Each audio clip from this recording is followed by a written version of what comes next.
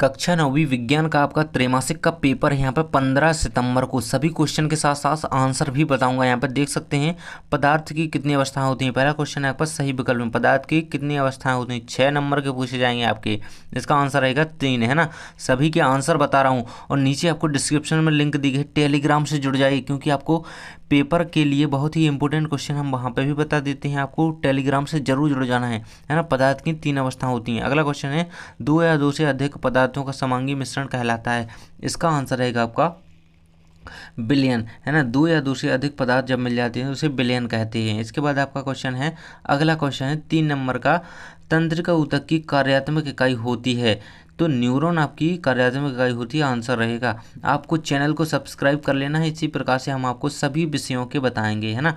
अगला क्वेश्चन है बल का मात्रक है तो बल का मात्रक होता है न्यूटन। आंसर याद रखेंगे, इसका न्यूरॉन, इसका न्यूटन, है ना।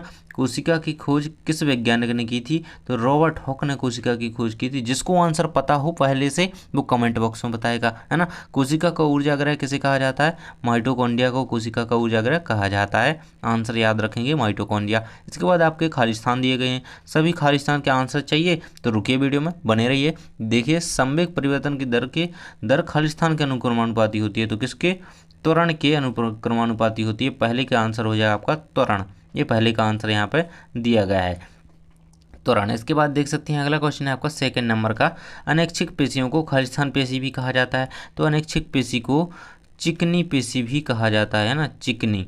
इस प्रकार से आप लिख सकते हैं इसे, चिकनी पेशी, है ना। ये रहेगा आपका आंसर। इसके बाद देख सकते हैं आप जीवन की मूलभूत इकाई क्या है तो जीवन की मूलभूत इकाई होती है कोशिका। आंसर याद रखेंगे, कोशिका जीवन की मूलभूत इकाई होती है। इसके बाद दिया गया है टेंडल प्रभाव खालिस्तान विलयन द्वारा प्रदर्शित गुण हैं तो कूलॉइडी विलयन, जो कूलॉइडी विलयन होता है इसके द्वारा टेंडल प्रभाव प्रदर्शित किया जाता है। ये आंसर आपको भर देना है इसमें 4 नंबर के क्वेश्चन में। 4 का ये क्वेश्चन है 4 नंबर का, कूलॉइडी विलयन, है ना, इसका। इसके बाद है आपका 5वें नंबर का क्वेश्चन, केल्विन। केल्विन वाला ये वाला क्वेश्चन है। देखिए मैं बताते जाता हूँ। 5वें का आंसर है आपका ताप। केल्विन जो है ताप का मात्रक होता है। ताप यहाँ पे आंसर भरेंगे, 5वें का ताप होता है। इसके बाद 6वां आपका दिया गया है, 6 नंबर का इसका आंसर रहेगा आपका, मैं यहाँ पर लिख देता हूँ, हमारे शरीर में गति के लिए खालिस्तान ऊतक उत्तरदायी है तो गति के लिए हमारे शरीर में पेशीय ऊतक जो है वो उत्तरदायी होता है, पेशीय ऊतक, है ना। 6वें का आंसर याद रखेंगे, पेशीय ऊतक। इसके बाद अगला क्वेश्चन है आपका, नीचे दिया गया है कोलोइडी एक खालिस्तान मिश्रण होता है तो इसका आंसर रहेगा आपका 7वें नंबर का, कोलोइडी एक विषमांगी मिश्रण होता है ना। समांगी नहीं, विषमांगी याद रखेंगे। कोलोइडी एक विषमांगी मिश्रण होता है। सभी के आंसर बताते जा रहा हूँ, जल्दी से टेलीग्राम पे जुड़ जाइए। वहाँ पे आपको बहुत ही इंपॉर्टेंट इन्फॉर्मेशन मिलती है।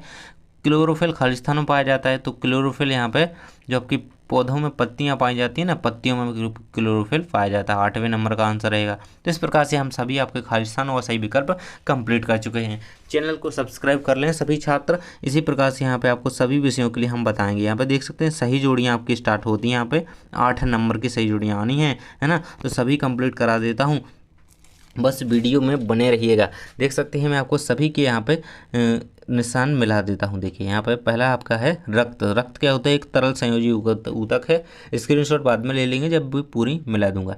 फ्लोएम क्या होता है, फ्लोएम भोज्य पदार्थों का परिवहन करता है पौधों में। गोल्जी कॉय तो गोल्जी कॉय लाइसोसोम का निर्माण करता है। इसके बाद है आपका कोलॉइड, तो दूध जो है वो एक कोलॉइडी विलयन है ना। आपका ब्रोमीन जो होता है अधातु है एक ब्रोमीन। जल का क्वथनांक कितना होता है तो जल का क्वथनांक 373 केल्विन होता है ना। बर्फ का क्वथनांक होता है 273, जल का 373, है ना। गति का द्वितीय नियम F=ma। इस प्रकार से यहाँ पे सभी के आंसर मैंने लगा दिए।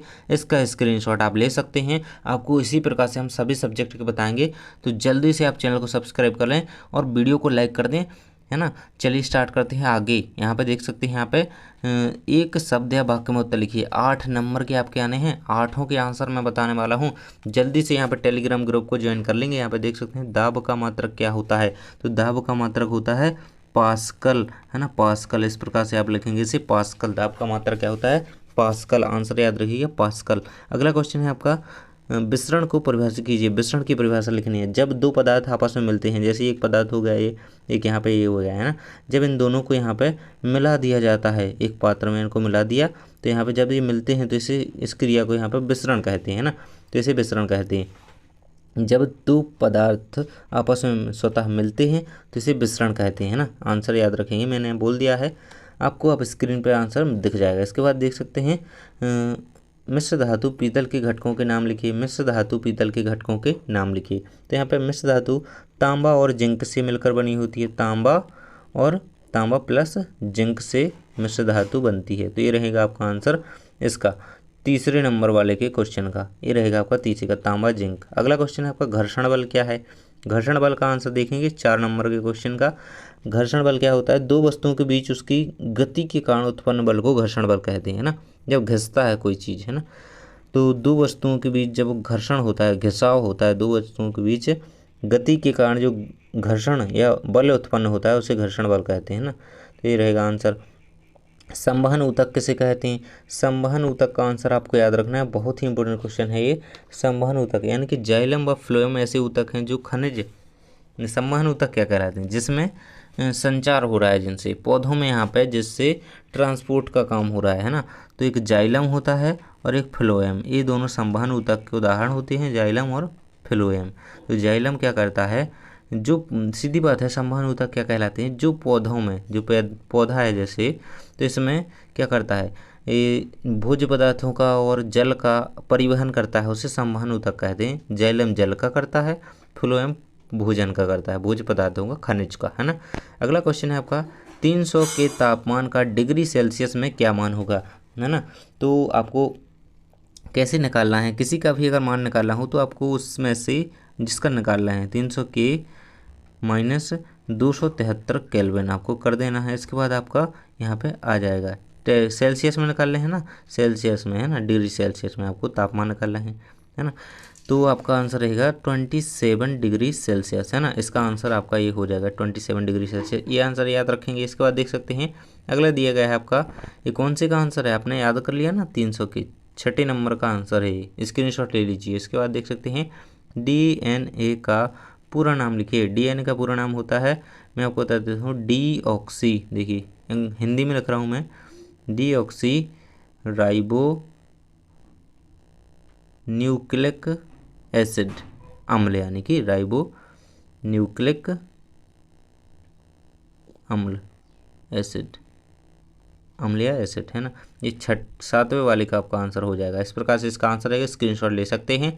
अगला क्वेश्चन है आपका और लास्ट क्वेश्चन है आपका ऑब्जेक्टिव का, यानी कि एक वाक्य उत्तर का। कोशिका सिद्धांत देने वाले वैज्ञानिक का नाम लिखिए। तो स्लाइडेन और स्वान नामक 2 वैज्ञानिक थे, स्लाइडेन व स्वान, है ना, ये 2 वैज्ञानिक थे जिन्होंने कोशिका सिद्धांत का प्रतिपादन किया था। आंसर याद रखेंगे बिल्कुल अच्छी तरीके से। आपको जो आगे के क्वेश्चन है ये देखिए, ऊर्ध्वपातन किसे कहते हैं, अगला क्वेश्चन है ऊर्ध्वपातन किसे कहते हैं, गुप्त ऊष्मा को परिभाषित कीजिए, रक्त के कोई 2 कार्य लिखिए, जंतु व पादप कोशिका में अंतर मोस्ट इंपोर्टेंट, सभी अगले वीडियो में हम कंप्लीट करवा देंगे। ये सारे क्वेश्चन आपको कंप्लीट कर लेने हैं।